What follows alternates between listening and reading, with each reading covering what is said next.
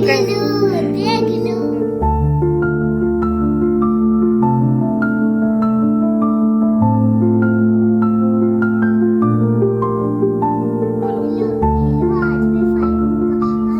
क्या ढांडा देखो देखो आव्या ने ये चिपका गलो देख लो। गलो। रात को ये सो रही है टॉय है दोस्त है ये अंडे।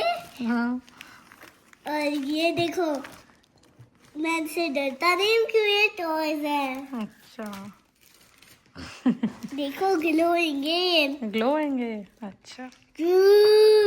हेलो हेलो एवरीवन, नमस्ते and welcome to flavoured with love by Priyanka. I hope आप सब बहुत अच्छे हो। और ये थे मेरे ओवर एक्साइटेड बच्चे क्योंकि आव्या का बर्थडे है कल। मैंने आपसे पिछली वीडियो में शेयर किया था ना कि मेरी छोटी बेटी लॉकडाउन बेबी है, जो कि जब वो पैदा हुई थी ना तो लॉकडाउन फर्स्ट वाला शुरू हो रहा था and it was such an uncertain time. वो 5 साल की हो गई है। तो ये उसके बर्थडे से एक दिन पहले का वीडियो है। वो अपनी क्लासमेट्स के लिए थोड़े से फेवर बैग्स पैक कर रही है और खुद ही चूज़ करके लाई थी वो। भाई अब 5 साल की हो गई है मैडम जी और खूब ओपिनियंस हैं उनके। और यहाँ मैं कुछ बचे खुचे गिफ्ट्स रैप कर रही हूँ, आधे मैंने पहले ही कर लिए थे। और ये ना हम कॉस्को से लेके आए थे ये बॉल सप्लाई वाला गेम। तो स्प्रिंग समर में बाहर खेलने के लिए अच्छा रहेगा। ऑटोमेटिक बॉल सप्लाई है इसमें शायद एयर फ्लो के साथ। तो बच्चे खुश हो गए इसे देख के, तो हमने ये भी पिक कर लिया था। It was around $40 I think. तो मुझे लगता है ये समर के लिए एक अच्छा एक्टिविटी टॉय रहेगा बच्चों के लिए। फिजिकल एक्टिविटी भी हो जाएगी थोड़ी सी इसके साथ और अपने आप बॉल सप्लाई होगी तो बच्चे will be even more interested to play with it. और अभी सारे बचे-खुचे गिफ्ट्स रैप कर लूँगी आज क्योंकि कल का दिन होने वाला है काफ़ी अलग टाइप से बिज़ी।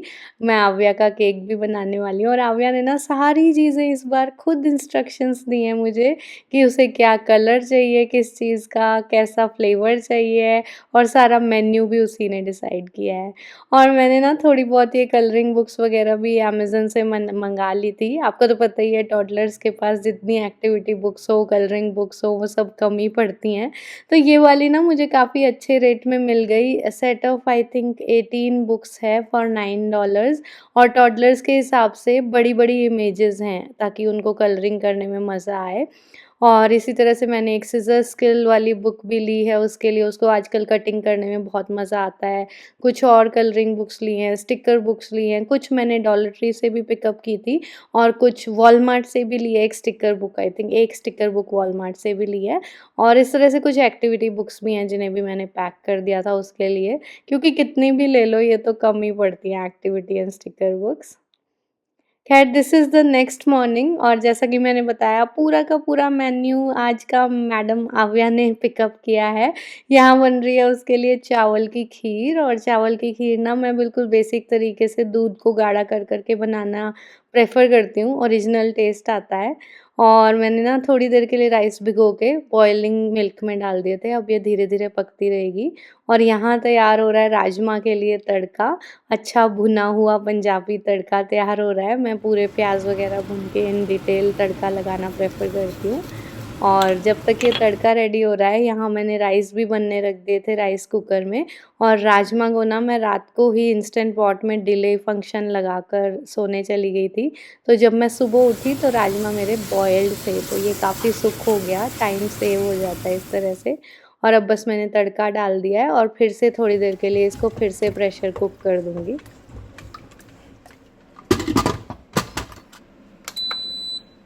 मैं ना दाल, राजमा, छोले कुछ भी बनाऊँ दोबारा प्रेशर कुक ज़रूर करती हूँ तड़के के बाद, उससे ज़्यादा अच्छा फ्लेवर आता है और ज़्यादा थिक बनती है ग्रेवी।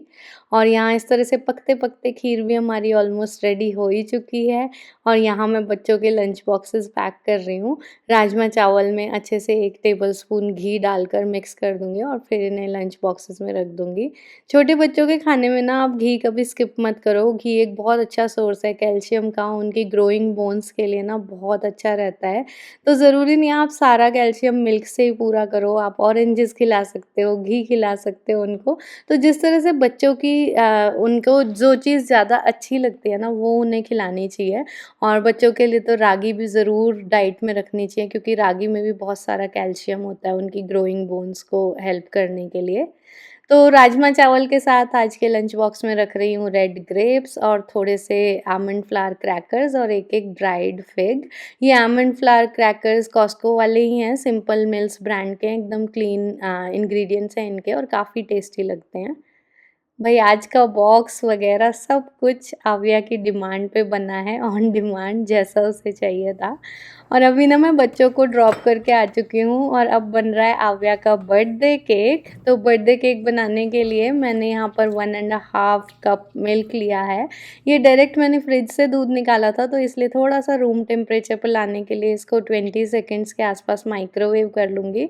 और फिर 1.5 टेबल स्पून इसमें मैं डाल रही हूँ विनेगर। ऐसा करने से ना ये बटर मिल्क बन जाएगा, इसमें एसिडिटी आ जाएगी और फिर केक हमारा बहुत अच्छा फूल के सॉफ्ट बनता है। एगलेस केक्स में ना या तो आप दही यूज़ करो या फिर इस तरह से मिल्क और विनेगर का मिक्सचर यूज़ करो। तो मैं ना डायरेक्टली ही वेइंग स्केल पे कर लेती हूँ, लेकिन आप चाहो तो मेजरिंग कप से कर सकते हो। मैं रेसिपी कार्ड अभी यहाँ पे डाल दूँगी, आप एक स्क्रीनशॉट ले सकते हो। मैंने यहाँ पर मिल्क, विनेगर, उसके बाद शुगर और फिर मेल्टेड बटर मिक्स किया है। आप मेल्टेड बटर की जगह कोई भी फ्लेवरलेस ऑयल भी ले सकते हो, लेकिन बर्थडे केक ना एक्स्ट्रा थोड़ा सा रिच और फ्लेवरफुल बने, इसलिए मैं मेल्टेड बटर यूज़ कर रही हूँ 1/3 कप। सारे मेजरमेंट्स मैं नीचे लिख दूँगी, आई मीन एक रेसिपी कार्ड डाल दूँगी, आप स्क्रीनशॉट ले सकते हो। और फिर मैंने इसमें डाला है वनीला एक्सट्रैक्ट और इस सबको अच्छे से मिक्स कर देंगे जब तक शुगर मेल्ट हो जाए, ऑयल और मिल्क एकदम एक जैसे मिक्सचर बन जाए। और यहाँ पे मैं ड्राई इंग्रेडिएंट्स को मेजर कर रही हूँ। तो मैं ना पहले बहुत ज़्यादा बेकिंग करती थी, इसलिए मुझे बहुत आदत है, मेरा स्टाइल थोड़ा-सा रस्टिक है, मैं सीधे वेइंग स्केल पे ही मेजर कर लेती हूँ, जैसा कि आप देख रहे हो। तो मैं ना इस तरह से टेयर कर लेती हूँ वेइंग स्केल को और हर इंग्रेडिएंट का वेट उसमें आता जाता है। लेकिन मैं आपके लिए ऑफ़ कोर्स लिख दूँगी टेबल स्पून्स में भी और कप्स में भी और ग्राम्स में भी। ये मुझे थोड़ा आसान तरीका लगता है, बर्तन भी कम गंदे होते हैं और सीधे वेइंग स्केल पे मैं मेजर कर लेती हूँ। एक्चुअली आप जितना ज़्यादा बेकिंग करते जाओगे उतना बेकिंग में कॉन्फिडेंस बढ़ते जाता है। तो पहले मैं बहुत एक्सट्रीम बेकर थी, बहुत ज़्यादा बेकिंग करती थी, तो मुझे आदत है इस तरह से करने की, तो मैं ऐसे ही प्रेफर करती हूँ। अच्छा, ड्राई इंग्रेडिएंट्स को ना सिफ्ट कर लेंगे ताकि थोड़ी सी एयर और इनकॉर्पोरेट हो जाए हमारे केक मिक्स में, और उसके बाद वेट और ड्राई इंग्रेडिएंट्स को मिक्स करना है। अब यहाँ पे मैटर करता है, आपको तो पता है मैं कभी मैदा का केक नहीं बनाती, गेहूँ और मिलेट्स का बनाती हूँ। आज बर्थडे केक है तो सिर्फ गेहूँ के आटे का ही बना रही हूँ। और अब इसको ना ओवर मिक्स बिल्कुल भी नहीं करना है, वरना आपके केक के बैटर में जो है ग्लूटेन डेवलप होने लग जाएगा and that you don't want, because cake को फ्लफ़ी और एयरी होना चाहिए। तो बस उतना ही मिक्स करिए जितने में लम्प्स ना रहें, तो अराउंड 20 सेकेंड्स, 30 सेकेंड्स, जब तक सारे लम्प्स आपके ख़त्म हो जाएं। और केक को बेक करने के लिए मैं ये अपना बड़ा सा सॉस पैन, इसको क्या बोलते हैं, आई थिंक सूप पैन बोलते हैं, आई डोंट नो, जो भी है, ये कैसरोल टाइप पैन यूज़ कर रही हूँ, स्टेनलेस स्टील वाला। माय पॉइंट इज़ कि आपको ओवन के लिए, बेकिंग के लिए कोई स्पेशल बर्तन लेने की ज़रूरत नहीं है, आप स्टेनलेस स्टील के बर्तनों में आराम से बेकिंग कर सकते हो। क्या होता है ना, कई बार हम सोचते हैं कि वही एल्यूमीनियम के या नॉन स्टिक वाले बेकिंग पैन्स लेना ही ज़रूरी है, लेकिन ऐसा नहीं है, स्टेनलेस स्टील के पैन्स में भी आप आराम से बेकिंग कर सकते हो। और यहाँ पे ना मैं आपको दिखा रही थी पार्चमेंट पेपर को ईज़िली सर्कुलर शेप में काटने का तरीका। तो पेपर को मैंने 4 फोल्ड किया और सेंटर से रख के उसको थोड़ा-सा मेजर करके कट कर दिया। और यहाँ पे मैं अच्छे से ग्रीस कर रही हूँ ऑयल से, ऑलिव ऑयल से, और उसके बाद पेपर लगाकर पेपर को भी ऊपर से ग्रीस कर दूँगी। ऐसा करने से ये पेपर चिपक जाएगा और जब आप इसमें केक बैटर डालोगे ना तो ये मूव नहीं होगा। और अब इसमें केक बैटर डालकर एक बार पैन को लेवल कर देंगे और फिर अच्छे से टैप करना है ताकि जो भी कोई एयर बबल्स इसमें ट्रैप होना वो सब निकल जाएंगे। और फिर उसके बाद हम प्री हीटेड अवन में इसे बेक करेंगे। अवन को मैंने पहले ही प्री हीट कर लिया था at 350 degrees Fahrenheit which is रफली 180 डिग्रीज़ सेल्सियस। तो उस पे मैं इसको बेक करने वाली हूँ अराउंड 30 मिनट्स के लिए, जब तक कि टूथपिक बिल्कुल क्लीन ना निकल आए।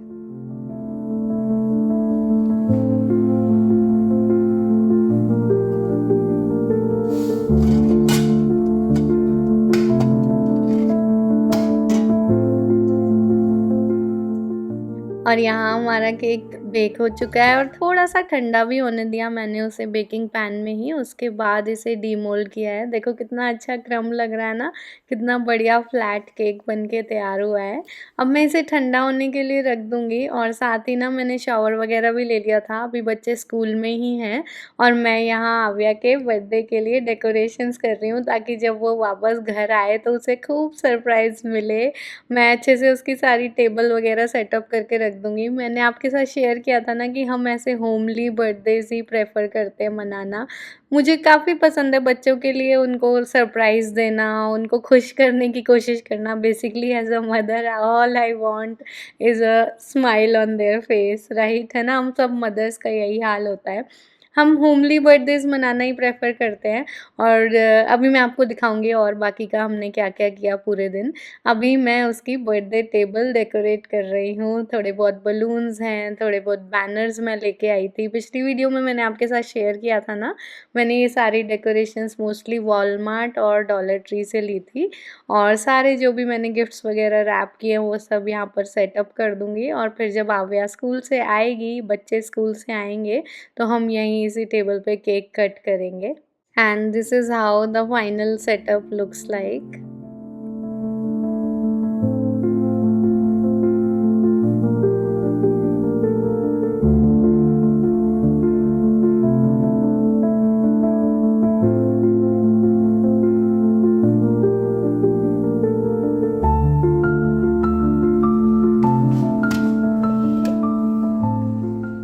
और यहाँ केक ना ठंडा हो चुका है। कभी भी गरम केक को स्लाइस या फिर गार्निश या डेकोरेट नहीं करना चाहिए वरना बहुत क्रम्ब्स निकलते हैं।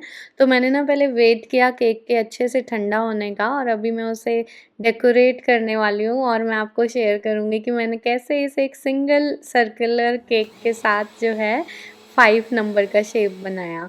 तो पहले ना क्रीम बना लेते हैं। व्हिपिंग क्रीम मैं ले रही हूँ, ये heavy whipping cream land OLX brand की, वो कॉस्को से लेके आई थी मैं ये बड़ा वाला बैग, बड़ा वाला पैक कॉस्को से लेके आई थी, काफ़ी अच्छे रेट पे वहाँ मिल जाता है। तो मैं 600 ml के करीब यहाँ पे व्हिपिंग क्रीम मेजर कर रही हूँ और उसमें 300 ग्राम्स मतलब आधी क्वांटिटी शुगर को पाउडर करके डाल रही हूँ। हालाँकि आप बाज़ार से ले सकते हो शुगर, लेकिन मैं तो नहीं लेती बाज़ार वाली व्हाइट शुगर या आइसिंग शुगर, क्योंकि ये बहुत कम यूज़ होती है और फिर ना मैं वाइट वाली शुगर जो बिल्कुल एक्सट्रीमली प्रोसेस्ड होती है वो घर में लाती ही नहीं हूँ।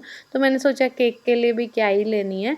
आप चाहो ना, अगर आपको केक की बहुत स्टिफ डेकोरेशन बनानी हो तो इस तरह से शुगर को पाउडर करके उसमें 1 चम्मच कॉर्नफ्लावर डाल सकते हो, तो आपकी बहुत प्रोफेशनल सी व्हिपिंग क्रीम बन के रेडी हो जाती है। तो पहले ना मैंने क्रीम को व्हिप किया था स्पीड 6 या 7 पे 4-5 मिनट के लिए। ठंडी क्रीम होती है तो अच्छे से व्हिप हो जाती है, फ्रिज में ही रखनी चाहिए क्रीम।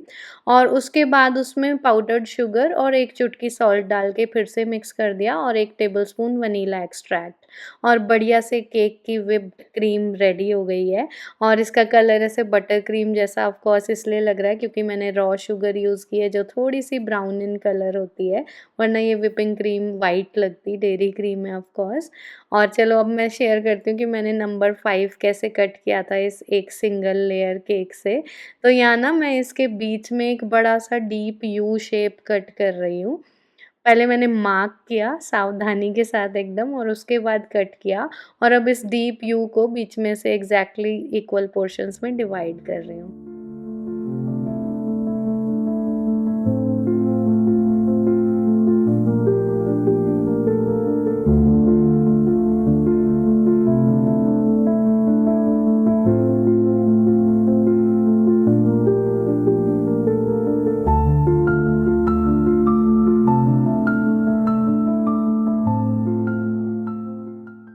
यहाँ पे मैंने ना अपनी जंबो वाली बेकिंग ट्रे ले ली है क्योंकि मेरे पास आज कोई केक बोर्ड वगैरह नहीं है और वैसे भी मैं थोड़ा-सा, आपको पता ही है, रस्टिक हूँ, होम स्टाइल हूँ, तो मैंने बेकिंग ट्रे को उल्टा किया, उसके ऊपर इस तरह से थोड़ी-सी व्हिपिंग क्रीम चारों कॉर्नर्स पे लगा के पार्चमेंट पेपर को फिक्स कर दिया और अब बनाते हैं अपना नंबर 5।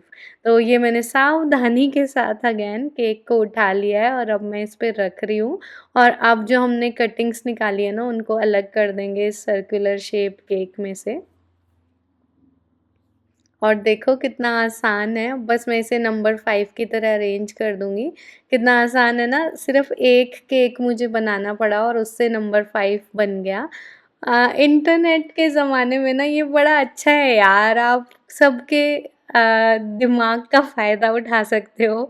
मैंने बस यूट्यूब पे सर्च किया था कि easy ways to make a number 5 cake at home, और मुझे ये वाला ट्रिक सबसे अच्छा लगा, इसमें वेस्टेज कम थी और मुझे 2 अलग-अलग केक भी बेक नहीं करने पड़े, तो मैंने बस एक ही शेप बेक किया और देखो कितना अच्छा 5 बना है ना। अब बस मैं इसमें से थोड़े से एक्स्ट्रा ट्रिमिंग्स निकाल कर इस 5 को और थोड़ा रिफाइंड शेप दे रही हूँ। हालाँकि ये ऐसे ही भी अच्छा लग रहा है, इसके ऊपर भी क्रीम लगेगी तो ये ऐसे ही भी अच्छा ही लगेगा। लेकिन मैंने थोड़ा-सा और कटिंग-वटिंग करके इसको 5 को अच्छा करने की कोशिश की। बच्चे भी स्कूल से आ चुके हैं और अपनी मीठी-मीठी बातें मेरे साथ शेयर कर रहे हैं, और मैंने ना बीच में से केक को स्लाइस करना भी शुरू कर दिया है, सो दैट बीच में मैं एक क्रीम की लेयर भी बना सकूँ केक को थोड़ा और बर्थडे केक स्टाइल बनाने के लिए। और आप देख रहे हो ना, मैं बिल्कुल भी परफेक्शन तो नहीं कर पाती, बट द थिंग इज़ कि एक तो घर के बने हुए केक के जो है इंग्रीडिएंट्स प्योर हैं, ऊपर से टेस्ट बहुत अच्छा आता है, ऊपर से बच्चे बहुत खुश हो जाते हैं। इनफैक्ट मैंने ना एक शॉर्ट वीडियो पोस्ट की थी इंस्टाग्राम पे भी, तो एक कमेंट आया था कि आप ना इस पे M&M's वगैरह और डाल देते तो और सुंदर लगता, but I am like that's the whole point, I am trying to avoid all the artificial added colours, chemicals and dyes which are of course obviously not good for health। तो घर बना ही रही हूँ, मेरे तो सिंपल फंडा है, अगर मैं घर में बहुत मेहनत कर रही हूँ ना किसी चीज़ को बनाने में, तो of course that has to be a healthier version. अगर मुझे अनहेल्दी वर्जन ही खाना है या फिर कलर्स डाल के ही खाना है, तो मैं बाहर से ही खरीद लूँगी, then why do so much of मेहनत, राइट? मैं हमेशा यही बोलती हूँ, किसी भी चीज़ को अगर मैं घर में बनाती हूँ ना, तो फिर मैं अपनी तरफ से ना उसका हेल्दियर वर्जन ही बनाती हूँ, और मैदा, व्हाइट शुगर ऐसी चीज़ें तो मैं घर में मोस्ट ऑफ द टाइम रखती ही नहीं हूँ। रेयरली आता है, जैसे कभी कोई ओकेजनल रेसिपीज़ ट्राई करने के लिए आ गया तो आ गया, वरना मैं ऐसी चीज़ें घर में रखती ही नहीं हूँ।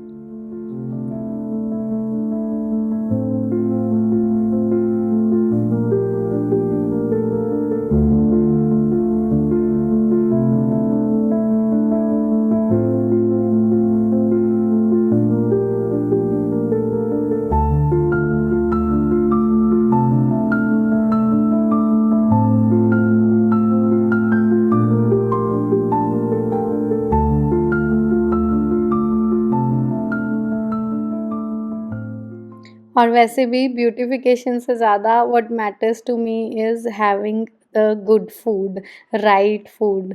बहुत सारे एडेड केमिकल्स या फिर आर्टिफिशियल वेजिटेबल ऑयल से बनी हुई क्रीम खा के, या फॉन्डेंट जो extremely high in sugar content है, वो खा के क्या ही मिलना है यार। और मोस्ट ऑफ इट जब से मैंने बनाना शुरू किया ना, मतलब मेरे बच्चे पैदा हुए हैं तब से मैंने बनाना शुरू किया है, और बच्चों ने एक्सेप्ट किया है ये सब, तो मुझे और एनकरेजमेंट मिलती है ये सब करने की। और मैं आपको भी यही कहूँगी, आप ट्राई करते रहो, बच्चों का टेस्ट इस हिसाब से डेवलप हो जाता है।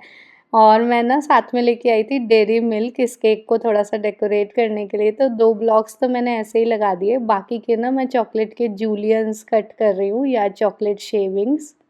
सिंपल सा इजी सा केक का डेकोरेशन भी हो जाएगा और ऑफ कोर्स यम्मी भी लगेगा, और बहुत सारे एक्स्ट्रा जंक से तो Dairy Milk I think is far better. After all plain chocolate ही है, और बाकी तो एकदम तो हेल्दी चीज़ नहीं है, but that's okay, right? Extra extreme junk खाने से तो अच्छा ही है ये थोड़ी बहुत चीज़ें मिलाकर खा लिया जाए। और केक इतना सॉफ्ट और यम्मी बना था, आप भी अगर इस रेसिपी को ट्राई करोगे ना, तो you will see the results. ज़रूरी नहीं आप बर्थडे केक बनाओ, आप इस केक को ना एज़ अ स्पॉन्ज केक भी खा सकते हो, बच्चों को स्नैक्स में देने के लिए बहुत अच्छा है। ऐसे उनके इवनिंग स्नैक टाइम पे मिल्क के साथ दे दो तो काफ़ी टेस्टी लगता है, बच्चे शौक से खाते हैं। और यहाँ पर मैं लगा रही हूँ थोड़ा केक टॉपर्स और कैंडल्स। केक टॉपर मैंने आपको कल की वीडियो में दिखाया था ना, आई मीन लास्ट वीडियो में मैं डॉलर ट्री से लेके आई थी, और अभी मैं आपको इसका क्लोज़अप भी दिखाती हूँ। और कैंडल्स के कलर्स वगैरह सब बिटिया रानी खुद चूज़ कर रही है, और उसकी चॉइस के हिसाब से मैं लगा रही हूँ।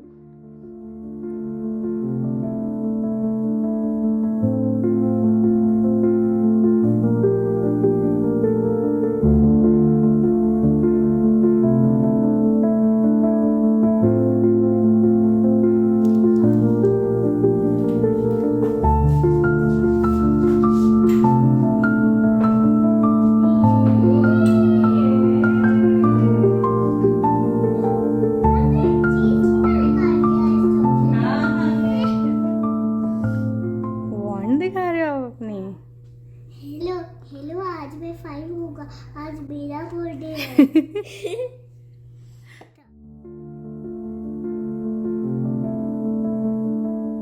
और अब घर में सेलिब्रेशन के बाद हम निकल पड़े हैं गुरुद्वारे की ओर।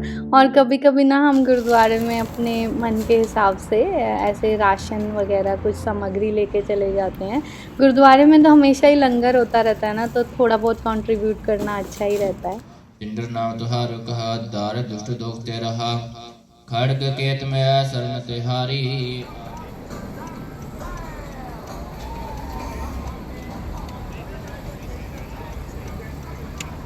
और फिर आव्या मैडम की डिमांड पे हम आए हैं स्पेशल डाउनटाउन अटलांटा अपने फेवरेट इंडियन रेस्टोरेंट में डिनर करने। पूरे जब से यूएस आए हैं ना, एक ये इंडियन फूड की, जब हमें एक्चुअल इंडियन फूड की क्रेविंग होती है ना, हम हमेशा तबला ही जाते हैं। तबला डाउनटाउन में है और तबला का खाना सच में थोड़ा बहुत इंडियन फूड जैसा है, वरना जितने भी इंडियन रेस्टोरेंट्स हैं ना, खाना तो ठीक ठीक है बट वो बात नहीं है। But still tabla is our favourite most of all. इसी के साथ आव्या जी का बर्थडे हुआ पूरा और मैं इस वीडियो को भी यहीं तक रख रही हूँ। आई होप आपको अच्छा लगा होगा। अगला वीडियो सुपर डुपर एक्साइटिंग होने वाला है। मैं पूरे पैटियो का मेकओवर कर रही हूँ, वो वीडियो जल्दी ही आपके साथ शेयर करूँगी। So definitely come back for that and thank you so much for watching this video. Bye bye.